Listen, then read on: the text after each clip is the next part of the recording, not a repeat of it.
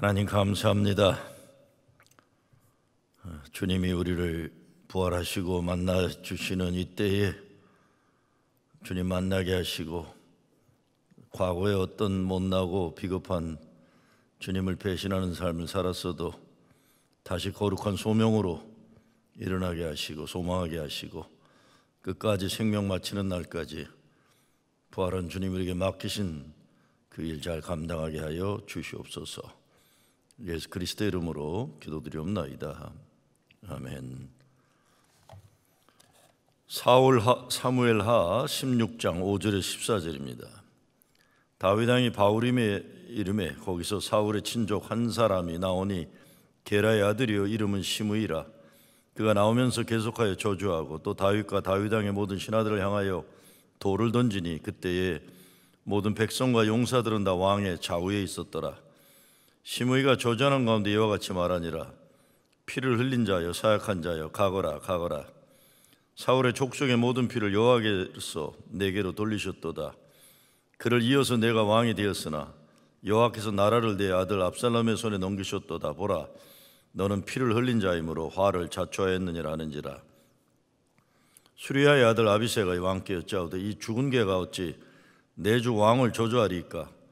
청하건대 내가 건너가서 그의 머리를 베게 하소서 하니 왕이 이르되 수리야의 아들들아, 내가 너희와 무슨 상관이 있느냐?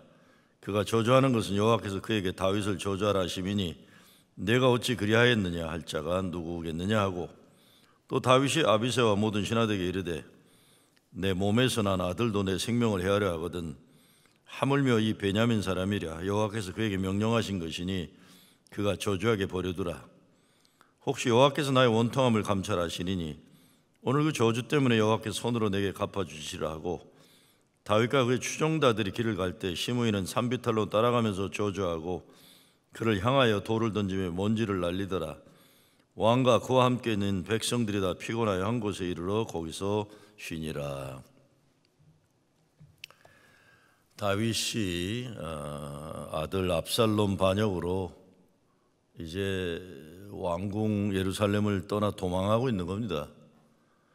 이와 같은 다윗이 당연히 하는 어려움들은 나단 선지자들을 통해서 하나님이 말씀하신 그 징벌의 내용들이 이루어진다는 것입니다.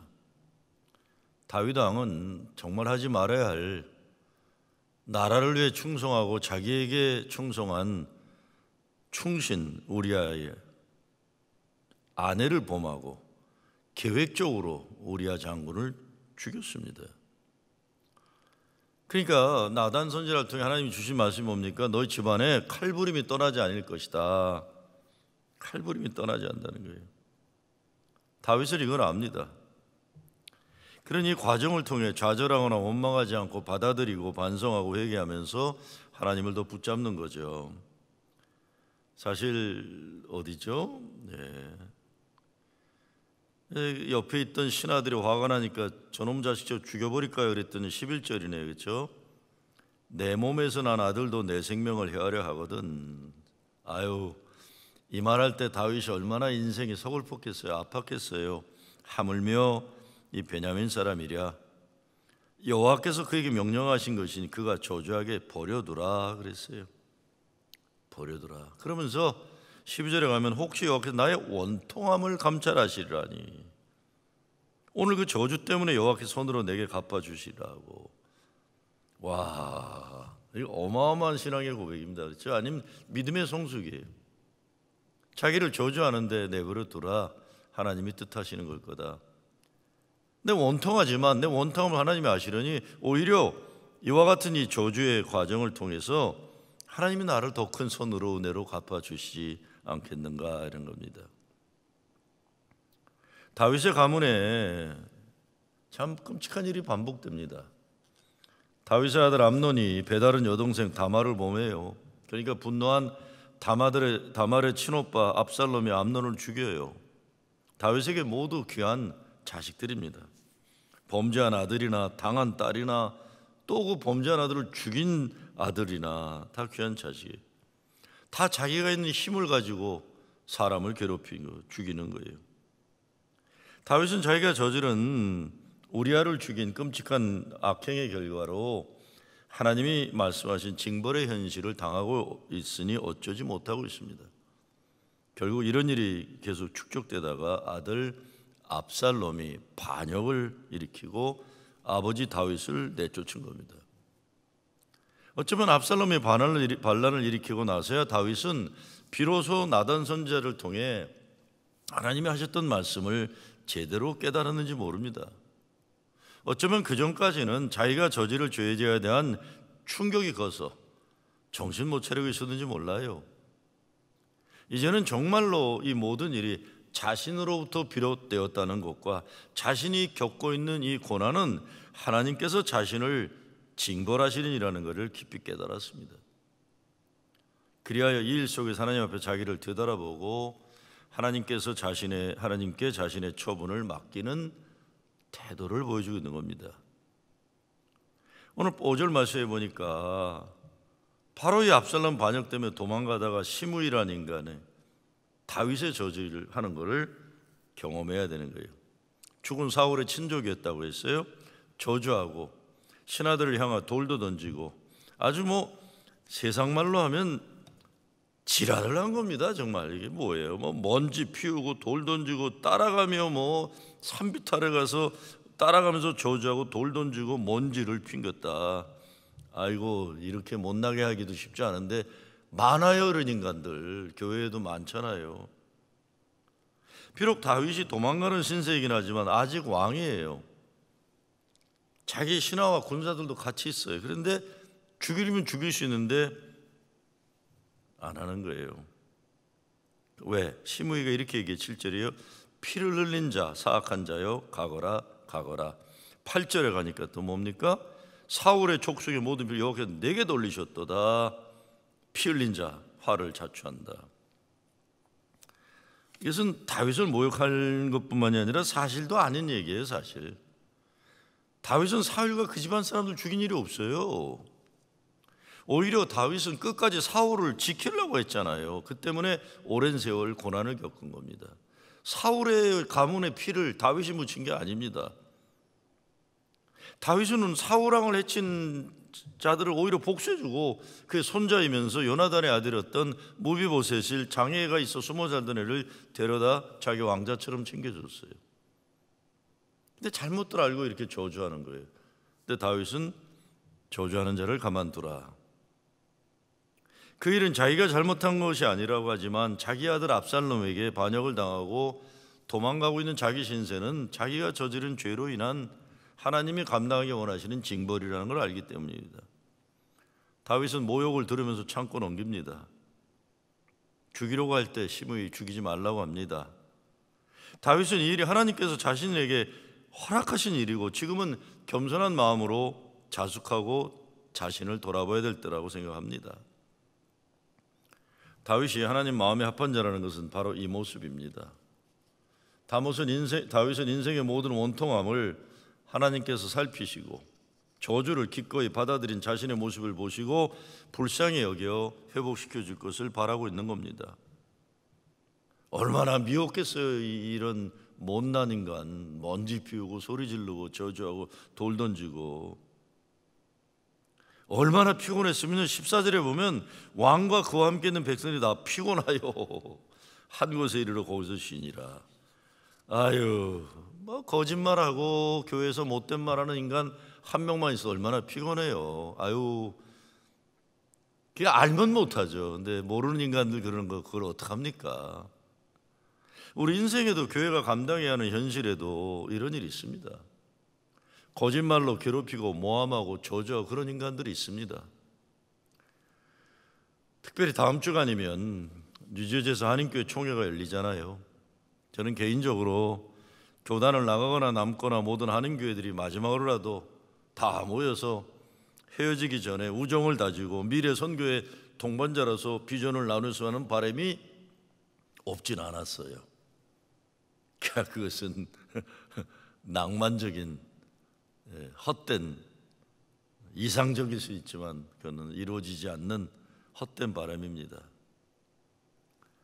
지난 1년간 보면 왜 그래야 하는지 교단의 권력을 잡은 분들은 물론이고 권력도 없으면서 어떤 이유에서긴 남겠다는 목사들 가운데 필요 이상으로 열심히 동성애자 목사한테 안수 반대로 신앙 양심에 따라 교단을 나가겠다는 교회나 목회자들을 괴롭히는 인간들이 있었어요.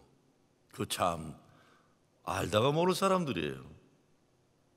마찬가지로 나가겠다고 하는 교회 교인들이나 목사들 가운데 꼭 그럴 필요가 없는데, 이제껏 몸담고 함께 주의 몸된 교회와 교단을 섬겼는데 남아있는 목사들은 신앙 양심이 없는 것처럼, 믿음 없는 것처럼, 연합감리교회는 앞으로 망할 것처럼 그렇게 말하는 사람도 없지 않았어요. 서로 부끄럽고 불행한 노릇입니다. 왜 그래요? 그러니 다음 주간에 한인교회 총회에서 그런 일이 있으리라 기대하지 않습니다. 다만 오늘 다윗 왕이 그런 것을 생각해 보면서 최소한 우리는 다윗 왕에서 뭔가 배울 수 있겠다 생각합니다. 누구나. 그것은 나 자신을 포함해서 감당해야 하는 하나님이 필요로 하신 책망과 징벌이 있습니다. 왜 책망과 징벌은 남들에게만 되겠습니까? 나에게도 오는 거죠. 그렇다면 참아야죠. 교단을 나가겠다고 하는 분들도 남겠다는 분들과 마찬가지로 그동안 교회를 잘 지키지 못하고 교단에 책임 있는 참여를 못했다고 인정했으면 전 좋겠어요. 나가면서 남을 교회에 대해서나 교단에 대해 정죄하는 일 없어야 됩니다. 나가면서 어려운 일 있죠? 많아요. 별일 다 있습니다. 그러나 어쩌면 이것도 감당해야 할 필요가 있는 과정일 거예요. 어쩌면 그래야 영광로에서 정금같이 나오는 신앙의 열매가 있을 것입니다. 심의 같은 못나고 거짓말하고 저주하는 인간들이 있습니다.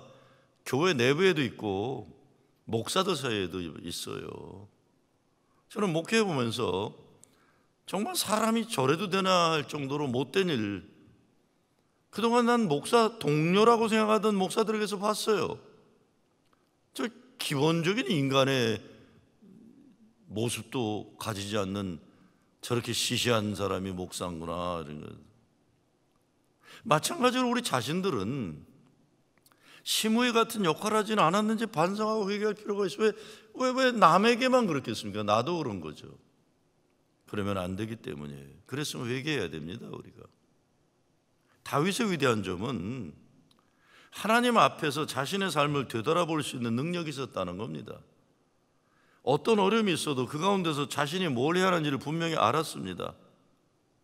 자신 때문에 일어난 문제들을 파악하고 그 문제들 앞에서 겸손히 자신을 되돌아본 능력이 다윗에게 있었습니다. 그리고 다윗은 이 모든 일을 해결해 주실 분은 오직 하나님 한 분이심을 깨달았어요. 그래서 겸손하게 하나님의 역사하심을 기다리며 자신을 내려놓을 줄 알았던 겁니다. 왕이면서도 감당해야 하는 수치와 모욕을 겪어내면서 마음의 우선순위를 하나님께 두는 거예요. 회개에 집중합니다.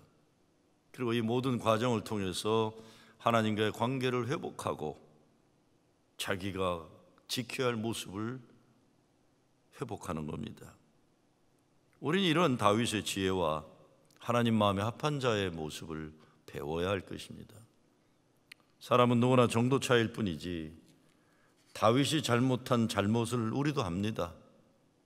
동시에 다윗이 겪은 어려움도 우리도 겪습니다. 그러나 우리 주님은 우리가 회복되길 원하시고 죄의 굴레에서 죄사함 받기를 원하시고 부족하고 못나고 어리석은 존재들이지만 거룩하고 온전한 삶을, 성화의 과정을 살 수 있기를 원하시는 겁니다. 우리가 더욱 겸손히 하나님 마음에 합한 자로 살아야겠습니다. 저는 교인들에게 늘 강조합니다. 교단 나가냐 안 나가냐 이것보다 더 중요한 것은 정말 어떻게 예수 잘 믿고 예배 잘 드리냐는 것입니다. 뭐 나가겠다고 난리치는 사람들이라고 다 예수 잘 믿나요? 아유, 아니잖아요. 나가겠다는 목사들이 뭐 신앙 양심은 다 있고 남겠다는 목사들은 신앙 양심 없나요? 그런 유아적인 생각 우리 할 수 없습니다. 나가서도 못하고 남아서도 못하면 불행한 겁니다. 나가야만 잘 나가고 남아야만 잘 남아야 합니다. 다만 나가려고 할 때 무척 어렵죠. 나가려고 하면 어려운 거예요. 왜? 뭐 당연하죠. 권세와 권력은 남는 교단에 있으니까요. 예상치 못한 낭만을 경험하고 인간들이 못되게 하고 못나게 하는 것도 참아내야 합니다. 또 그도 그렇죠. 저희가 권력과 권세라고 했지만, 아니 갑자기 그냥 같이 신앙생활하던 교회와 목사들, 교인들이 나가버리면 사실은 남아있는 사람들이 힘든 것도 있어요. 그러니까 나가는 사람들만 힘든 건 아닙니다. 그러나 어떻게 되어도요, 가장 신사적인 신앙의 중심을 우리는 지켜야 하고 영적으로 고상함을 우리는 유지해야 됩니다. 그래야 하나님이 축복하시죠. 이런 어려운, 그동안 우리들 목회한 사람들이 이렇게 어려운 이 교단적인 문제는 경험한 적이 없을 겁니다. 그런데 이 과정은 어쩌면 우리에게 임하는 하나님의 큰 은혜가 임할 때인지, 어쩌면 이때야말로 성령이 강하게 역사하시는 때, 바로 이때입니다. 이런 때 정신 바짝 차리고 무엇이 주님이 기뻐하신 일인지 주님의 마음에만 집중하는 우리 모두가 되기를 주의 이름으로 축원합니다. 주님 감사합니다. 어렵습니다. 답답합니다. 참 어떤 땐 정말 이게 뭔가 그냥 후를 날아가 버리고 싶은 그런 때도 있습니다. 욕하고 싶고 인간적인 생각이 우뚝우뚝 솟아올 때가 있습니다. 그런데 주님, 이때야말로 정말 우리가 예수 잘 믿어야 하는 때, 이때야말로 성령의 인도하심과 능력을 입어야 하는 때인 줄로 믿습니다. 우리를 도와주시옵소서. 예수 그리스도의 이름으로 기도드리옵나이다. 아멘.